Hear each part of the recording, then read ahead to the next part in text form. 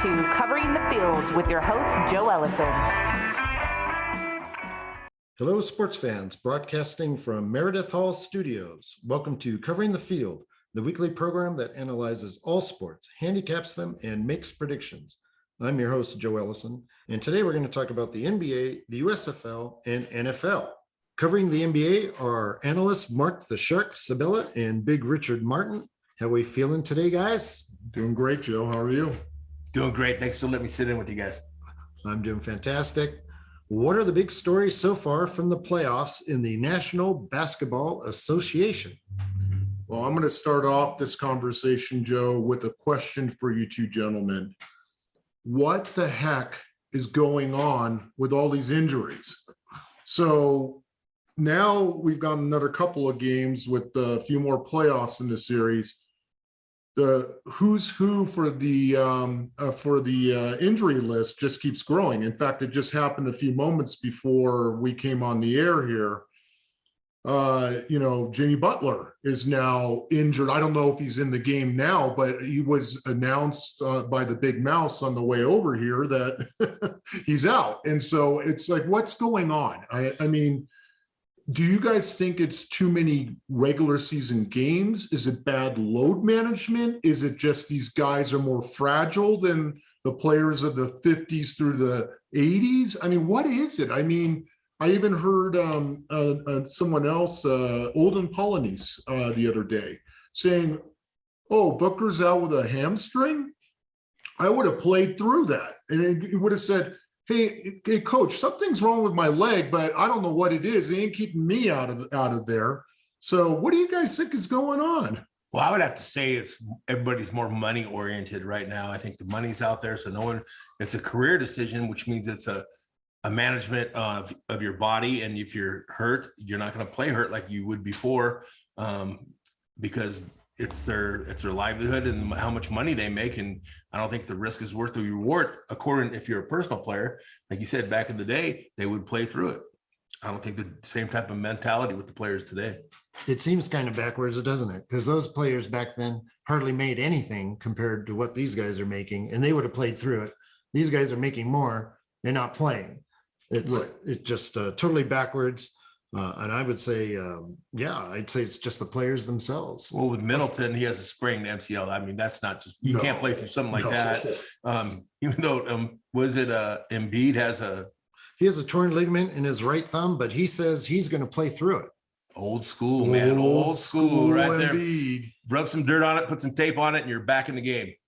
Some spit, some glue, MacGyver it, and let's get moving, No, Embiid, and Joe and I talked about it, Big Rich, a couple shows ago, but it was, he's the highest scoring person all time per minute. And you would totally expect that of an Embiid, right? And I think that's a good segue, guys, for our first series look, and that would be Philadelphia and Toronto. Now, Joe and I had taken Philadelphia at minus, what were they? I think they were minus 180, I think it was. Yeah, like that. No, it wasn't very high. No, and looking back in hindsight, I really think that, we're doing, it's incredible. It's 3-0. They have a chance to sweep. Is it tomorrow, I think? The game's tomorrow, Saturday. It's Saturday. Okay, yeah, tomorrow. And it's even Joel Embiid with the torn ligament in his right thumb. You got Tyrese Maxey, you got Tobias Harris, and they're carrying the load for Philadelphia. And then Harden is even showing up and throwing away his old playoff stigma of not being a big game player, and he's actually showing up and doing stuff. So they won an impressive overtime win in Toronto, game 3. They look to close it out. I look for it to be a sweep, you guys. Well, Embiid did hit that 3-pointer at the end of the game in overtime. Was his ligament sprained then? Apparently so. Well, I mean, it's not affecting his shooting, obviously. Yeah, and you think in his right thumb, and he shoots right-handed. But personally, I wouldn't even be playing the guy in game 4. If they're up 3-0, I'd just say, hey, maybe we can win without him, get him some rest, and hopefully, he doesn't aggravate it. And I would play him as little as possible for the rest of this series. Well, I think that he wants that MVP trophy, and he's not going to go out. I think he's going to play through it. He wants it. Yeah. And it's, he's up with Djokovic. Those two are neck and neck. It could go either way. Djokovic, I think he plays tennis, doesn't he? You're talking about somebody else. Yeah, the Joker, Djokovic. Sorry. Oh, yeah. Okay, there you go. The Joker, of course. So yeah, I thought the more interesting series for me is the fact that Brooklyn is down 2-0. Boston, it's not so much I like Boston, which I don't. It's just I'm hating Brooklyn so much. Kyrie flipping off the Boston crowd. That certainly was interesting. Yeah, he actually owns the two most expensive birds in Brooklyn. He got a $50,000 fine for flipping off both those birds that he had there. So those are $25,000 birds that he flipped them off with. So well, pretty costly. Yes, the Boston crowd got the last laugh though. The very last second, they beat Brooklyn in game 1. And then I guess people were jumping on Brooklyn. Here they come. They're going to win game 2. That didn't happen either. So I'm just loving that series. Yeah. And Big Rich, would some of the flipping birds involve Larry Bird or Sue Bird? Yeah, it could have been either one of them there. I don't know. But, it would have cost them a lot more to have those kind of birds out there for sure. Exactly. I think those might be the most expensive birds out at the game for sure. Yeah, Joe, and as you'll recall, 2 weeks ago, we picked Boston at -150. You had projected that Brooklyn's love, their betting love, would have made them the favorites, but it actually was the other way around. And you and I still took Boston into the series. I am going to hear from Big Rich in just a second what he thinks about the series. I was starting to drink the Kool-Aid a little bit of what I'm hearing from other bettors, other people analyzing the series. I was thinking that Brooklyn was going to start to come back and possibly even sweep the next 4 games after game 1. Boy, was I wrong. And I don't know if you guys heard the news, but Ben Simmons has been cleared to play for game 4, and Robert Williams is back tonight for Boston. Their big center is back. So I believe that game's tomorrow. Tomorrow. Yeah. But Joe, you and I were talking about that, and it's funny, but Nash is saying, nope, he'll suit up for game 4 and he'll probably play 10 to 15 minutes. That'll be his load. I got to see it to believe it. Something will happen. Oh, tweaked his back in pregame. Actually, he's not playing. That's my prediction. One thing about Boston is they have great chemistry. They play good as a team. They play great defense. And, I think that they're the matchup within me. Actually, I took them before I took them to win the East. I think they will go to the East. I think they will represent the East. And as you can see in Crooklyn, they just have individual players. And, and they don't play as a team. It's my turn to shirt, your turn to shirt. They don't pass the ball around. And Boston's deep, like we were talking about depth, and you can see that's why they come back in these games, because they're deep. Their players are rested, and that's why they have good second and fourth quarter scores. It is interesting that in the late minutes of game 2 in the Garden, that both Kyrie at first tried to go 1-on-5 against that defense, and then KD tried to do it, and they lost that big lead that they had at halftime. Right. If they can keep trying to do stuff like that, that's going to be the end of them. And I guess my special take or fake for you gentlemen. Take or fake number 1. Take or fake. Joe, Big Rich, is even if Ben Simmons does play in this series, there will be a point that he won't take a critical shot at the end, because his psyche will tell him, I'm going to miss the shot. And he'll just pass it, throw it out of bounds, or bounce it off KD or something like that. Well, when was the last time he played? I mean, he hasn't over played a year ago. Over a year, he hasn't played an NBA basketball game, and you're going to say now you're going to come into a critical game 4 and take any type of shot. I don't think he'll shoot at all. I think he'll just play defense. So is that a fake? Oh, I'll take a fake. Yeah. I don't know if he's going to get psychic or not, but yeah. Whatever part that was that where he doesn't shoot like the entire second half, that's my can't remember that was take or fake the way you worded it. We'll talk about take or fake. Let's move on to the Golden State series. They're up 3-0 now. Take or fake, Cleveland was the last team to come back 3-0 in the series. Take or fake. Oh, I guess, did they actually do it? No, I don't think it's ever happened in the NBA. I don't think it's ever happened in the NBA. Never happened. Yeah, never. Oh, you tried to trick Good us. on it. Fake on that one.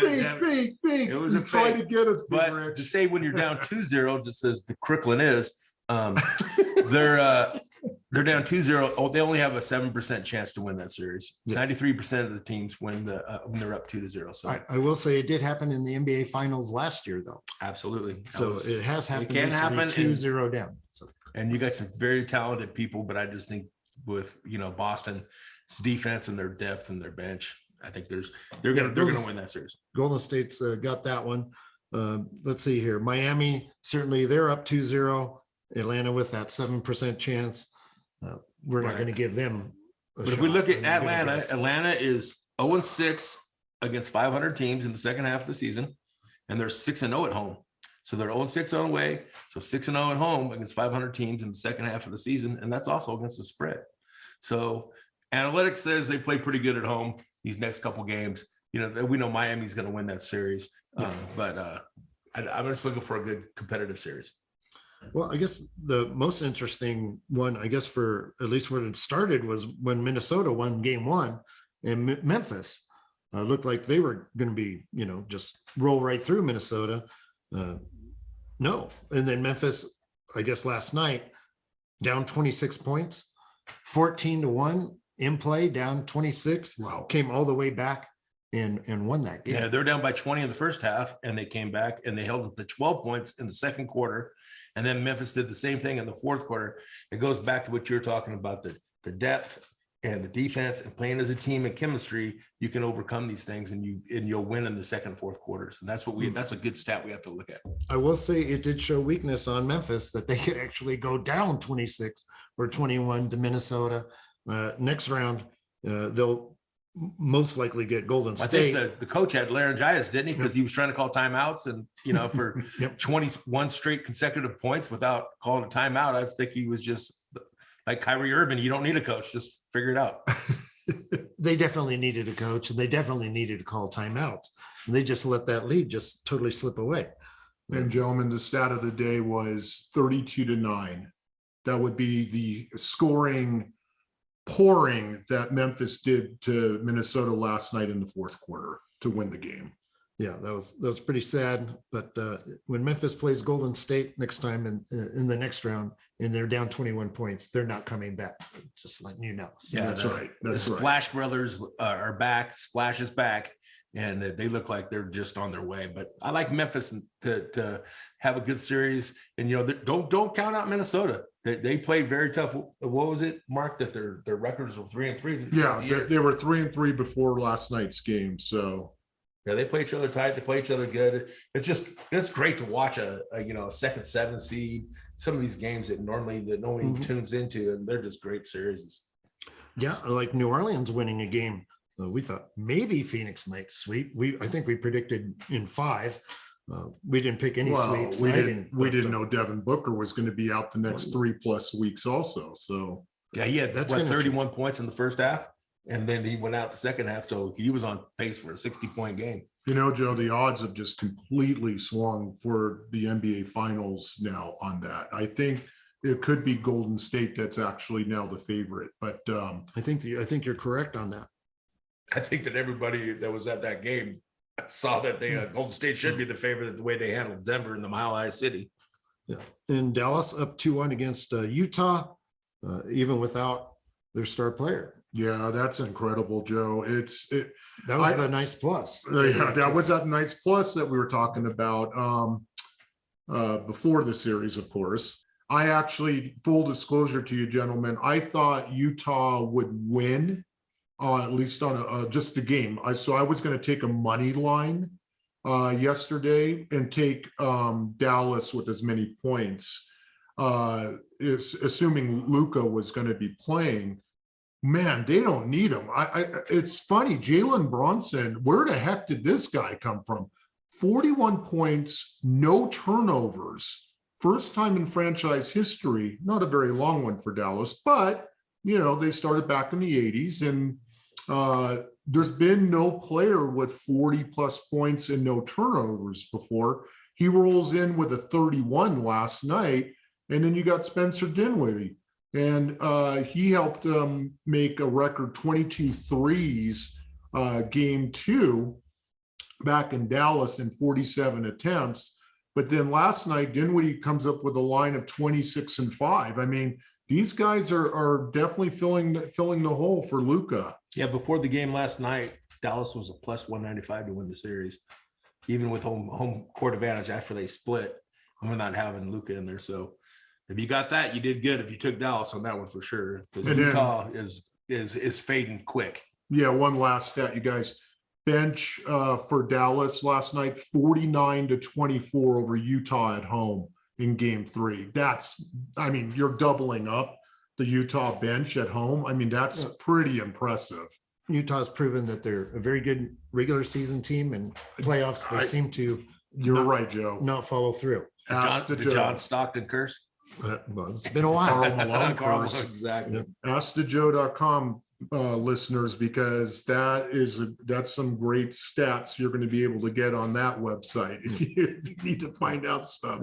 But I'll tell you, Joe, I was just going to bring that up to you guys. It's not that I'm a Utah fan, but it's just so disappointing to see this every single year with no changes. And it's crazy. It's like, isn't that the definition of insanity? Keep rolling out the same thing and thinking that you're going to have different results? I mean, no, you're not.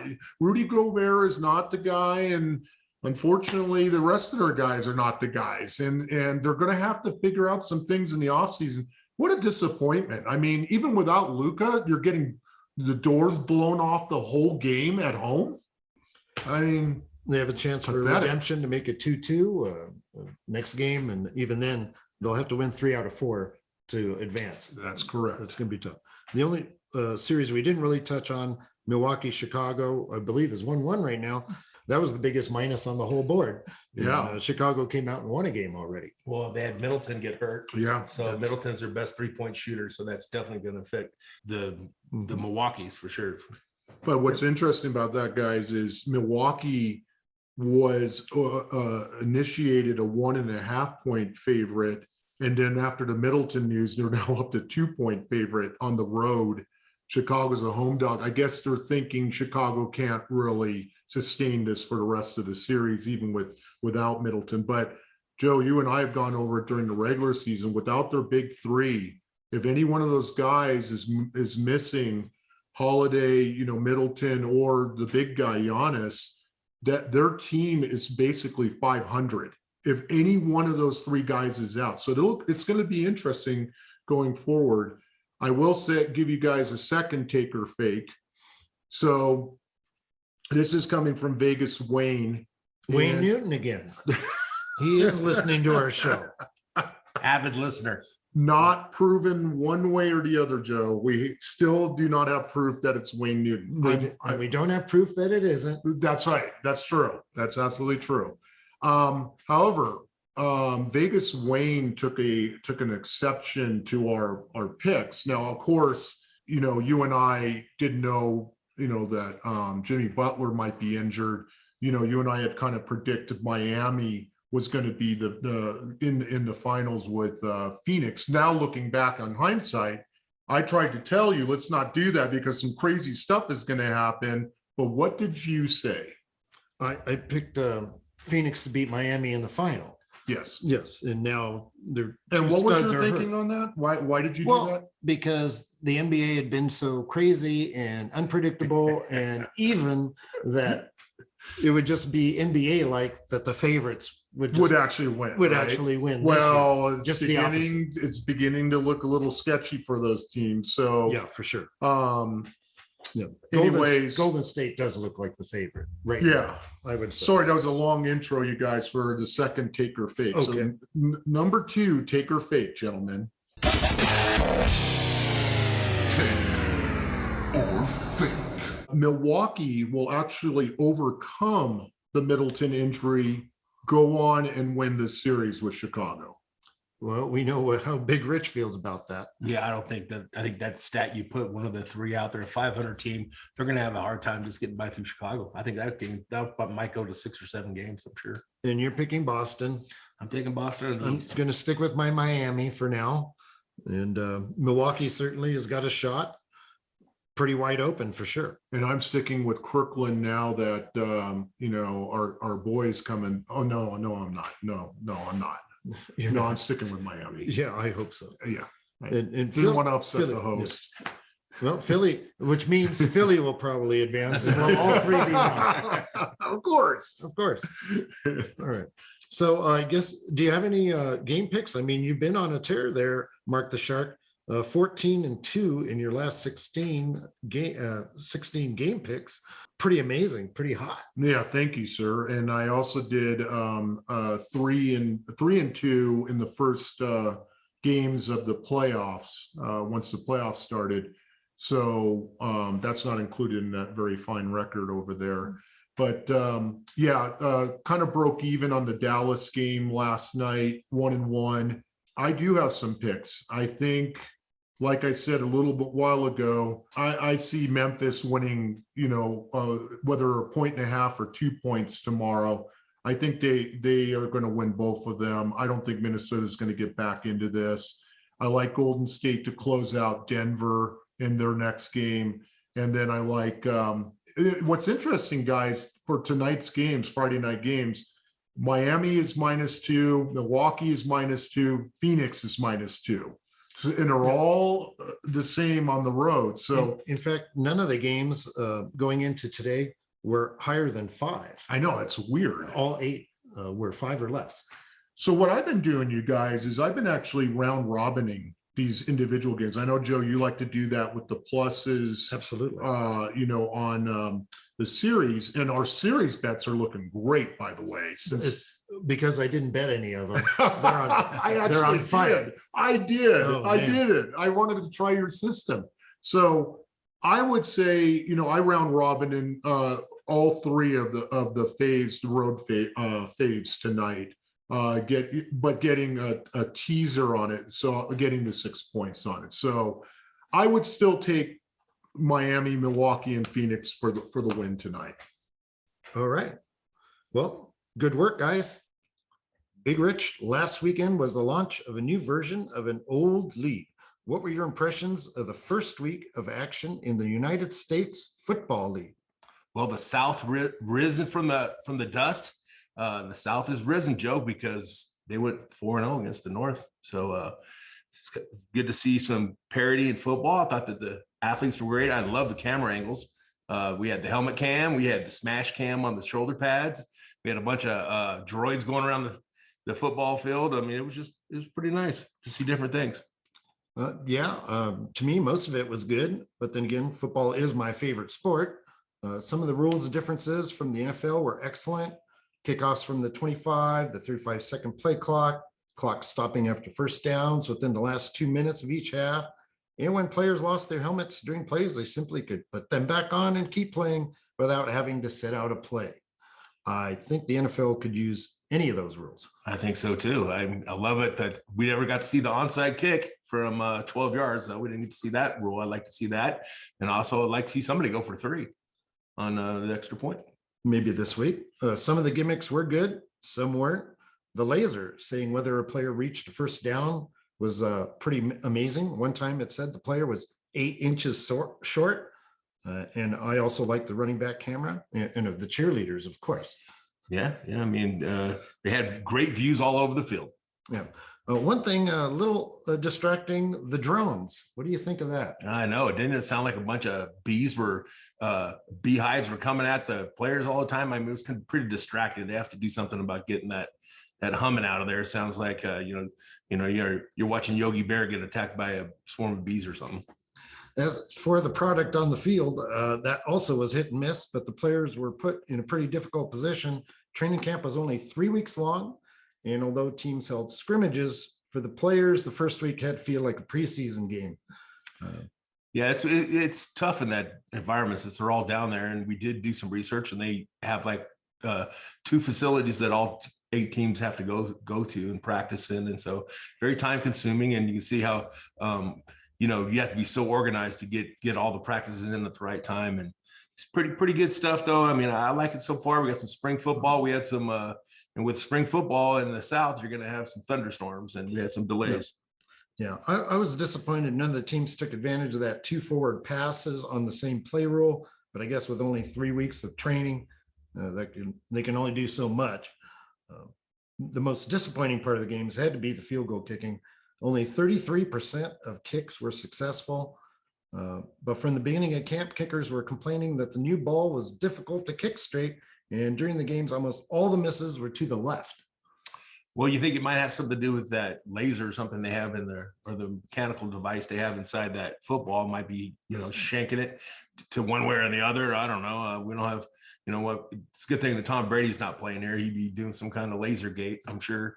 But no, I think it's good. And maybe they can use a different football for it, because 33%, that's below high school standards for field goals. Yeah, there should be guys lining up to join this league after watching that display, for sure. Also, like you mentioned, all the games being played in Birmingham, Alabama, attendance had to be a concern. For Saturday's season opener, 40,000 tickets sold or distributed, 17,500 people attended. Not bad. But like you said, Sunday, poor weather kept people at home, delayed the first of the 3 games, forced the rescheduling of the 3rd game to Monday. Yeah, we had Monday Night Football again. That was nice. Yeah. The tickets certainly affordable, $10 for an adult. Kids 15 and under are free, with 3 kids allowed per parent. So that's $10 for 4 people. It's fantastic. Yeah, maybe their beer sales might have to pick that up or something, or $7 for a beer might make up for that $10 ticket.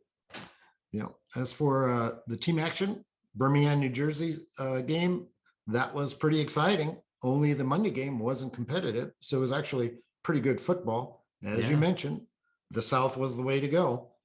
And our picks were 75%. We hit 3 out of 4. Birmingham, Alabama, we picked them since they're the only real home team. Jamar Smith and quarterback Alex Magoo.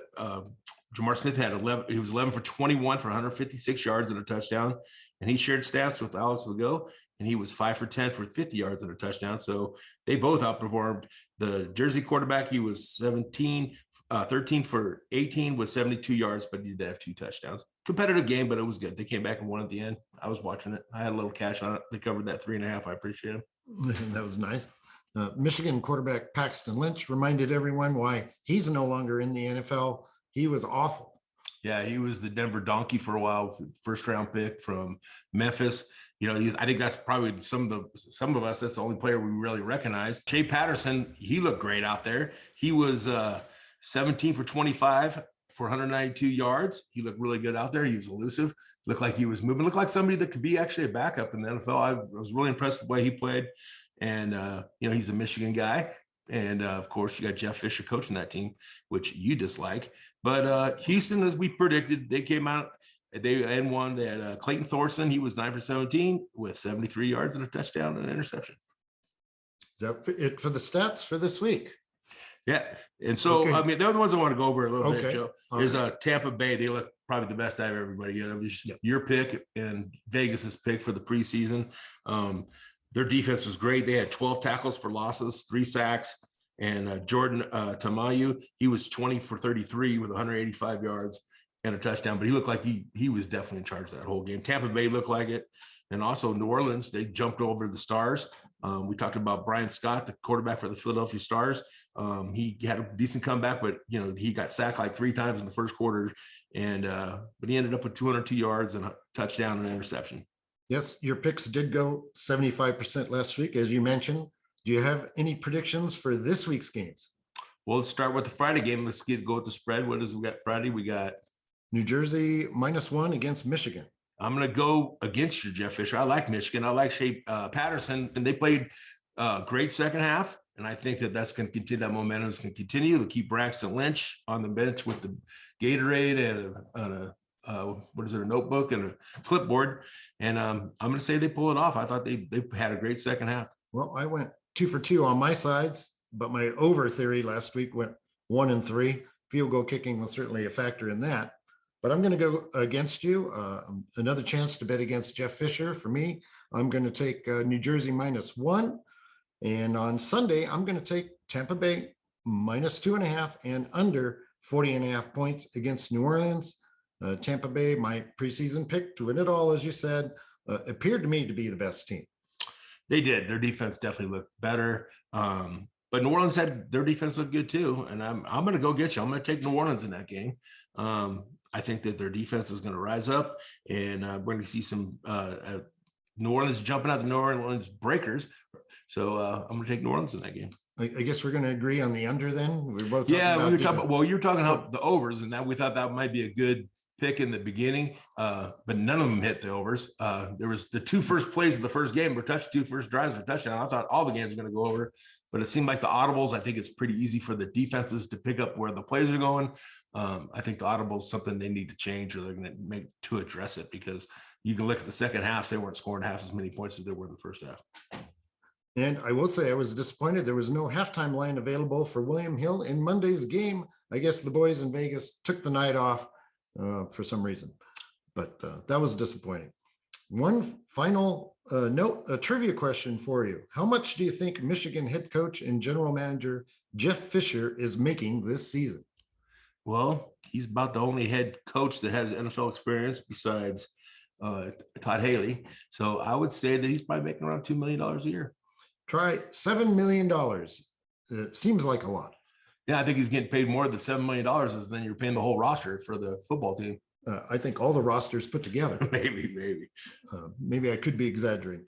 There was some confusion when news came out that Terrell Owens had scored a touchdown. 48-year-old Owens last played a game in the NFL in 2010, but he isn't playing in the USFL. He's playing in the Fan-Controlled Football League. The FCFL is indoor football, 7-on-7, 50-yard field, no goalposts, 2 20-minute halves, and a running clock. Fans decide which plays will be run with a majority of votes. We get to vote what the plays are. Kind of interesting. And each week, new teams are drafted. There are 2 franchise players on each team, and then everybody else moves. Oh, so you have to get different socks every week or different cleats to match your uniform because you're on a different team every week. Somebody's in charge of that. Yeah. Okay. Yeah, you have to do that. And it's interesting that Johnny Manziel is Owens' teammate, but he didn't throw the touchdown that Owens caught in garbage time. Yeah, Johnny Meltdown Manziel. Yeah, that's a perfect league for him. Fan control, where none of the fans like him, so he gets to play. That's why he didn't throw the touchdown pass, because no one wants to see him pass. He's on the sidelines. It could be. And do we have also some NFL news for this week? Well, Deebo Samuels, he said that he wanted to trade. He wants out of San Francisco. Surprising. I mean, it just seems like everybody just wants the LA Rams to win that division. There's meltdown with Kyler Murray, and now we're having trouble in San Francisco. San Francisco has Garoppolo. They have 2 quarterbacks and only have 1 football. And then, the injuries that they have constantly with the 49ers are constantly under the injury bug. I just think that the Rams just stock moves up. Everybody in the West is packing it in, just giving it the Rams a go at the West. Well, thank you, Big Richard. Good info. So that's all for this week's show. I'd like to thank my associates, Big Richard Martin, Rockin Ronnie McKinnon, Marc the Shark Sabella, and Gator Gates, our producer, our engineer, our editor, our junior IT tech, Caden Martin, and everyone for listening. We'd like you to visit our Covering the Field website to check out our many articles and our picks of the day and week. We'd like to remind you listeners to email us at coveringthefield@gmail.com. Give us your feedback, your You Got Hosed moments, and any other comments you'd like to give us. And find us on Twitter at Covering Field. Thank you for tuning into the show, and we look forward to bringing you another episode of Covering the Field. You've been listening to Covering the Field, a CMworldservices and the Sage production.